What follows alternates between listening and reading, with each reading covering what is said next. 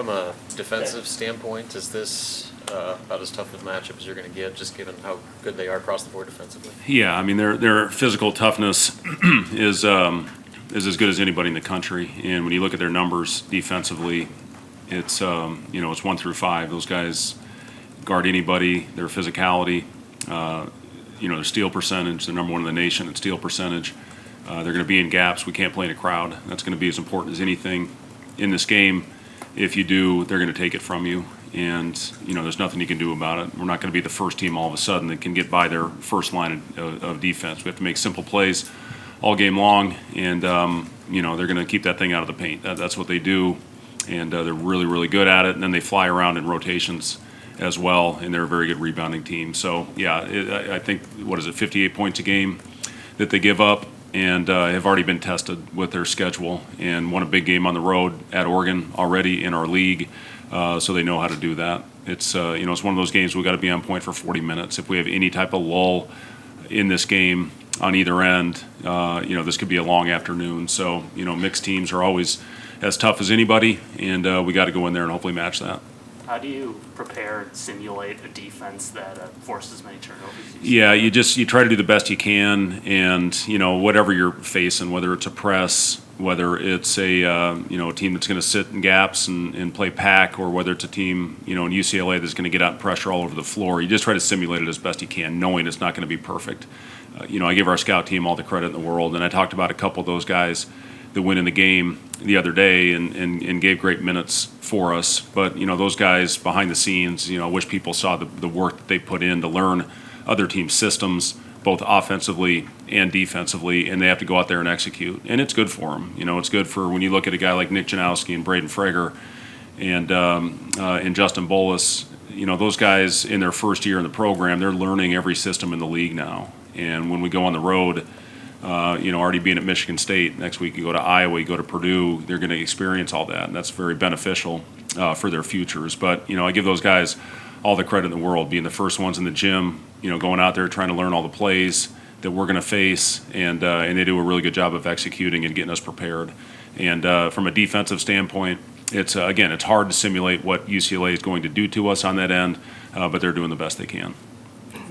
Ball security, you mentioned how important that's going to be. That's kind of been a bugaboo really all season for you guys. What have you identified as maybe the root causes of that, and is this just something that they got to figure out themselves on the court, or can it be addressed? I mean, the ones that bother are just the careless, mindless ones. We stepped on the sideline twice the other game. That just eats away your insides. We had 3 straight possessions where we turned it over that led to dunks on the other end.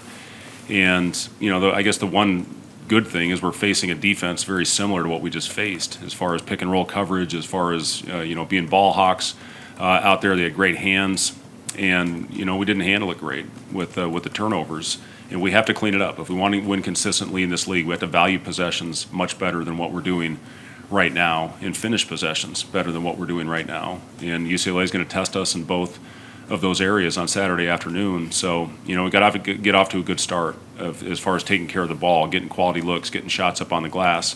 If you turn it over, they turn it into dunks and layups and threes on the other end. So we have to take care of the ball. We have to value possessions. You've said this has to be a gritty, grimy team. When did you see the guys themselves maybe buy into that idea or that philosophy? Well, I think we kind of have to. Early on when we were really struggling, we've shot it better as of late, but when we were really struggling to put the ball in the basket, you got to find a way to win in other ways. And I thought that we did a pretty good job of that. We've done a good job of that all year long as far as buying into the defensive system and the game plan discipline. And we've been pretty solid with the exception of a couple games, and we've lost those games where we haven't been as sharp or we haven't been as on point. But our guys have really grown. When we got it handed to us on the road at Michigan State, we've been pretty good ever since. And and now the challenge is once we start playing these bigger, more physical teams, this team is very similar to Michigan State in the way that they're going to go out with their physicality and really get after us. And, we'll see how we handle it. And we'll see how we respond. There's going to be adversity that hits us at some point on Saturday, and how we handle it will determine whether we have a chance to win or not. And, that's the theme in this league, is handling adversity much better than we did against Michigan State, and we've done a solid job. We had close games, in Hawaii that we pulled away in the end. So, late game execution is going to be very important. We're going to play a lot of close games. And these last 18, and the team that executes best on the stretch are the ones that are going to be on top of this league at the end. In past seasons, how have you handled the emotions of players going against their former teams? Obviously with Burke on Saturday, and then even going into the next one with Aaron going into time. Yeah, I mean, we don't really talk about it, to be honest with you. It's, something, they know it. They want to go out and play well against former teams. BK, I think, is playing some of his best basketball right now. He's playing with more confidence on the offensive end, and he's been one of our better defenders when you look at it from an analytic standpoint. Rebounding, as he's really helped us on the glass, and he's a guy that can play multiple positions. He's playing a lot of 5 for us right now, which is important with Bilodeau, a guy that can pick and pop and being their leading scorer, and a guy that can really shoot the ball. So we're going to need him, to play 4, play 5, and just continue to get better. But a lot of it is he's gotten himself in better shape since the injury. He struggled in that area when he went down with the groin, being out a week. It's taken him a while to get back in the game shape that he needs to be in, but I think he's pretty close. Just did an extra conditioning session out there right now with our strength coach, and I know these are big games, for these guys when you face your former program. They want to go out and play well, but at the same time, you don't want to put too much pressure on yourself. Just go out there and play with instincts, which is when Burke is at his best, and hopefully play well. What have you seen from Bilodeau that's maybe different this year than playing against you coach against me? Yeah, he's playing with a ton of confidence.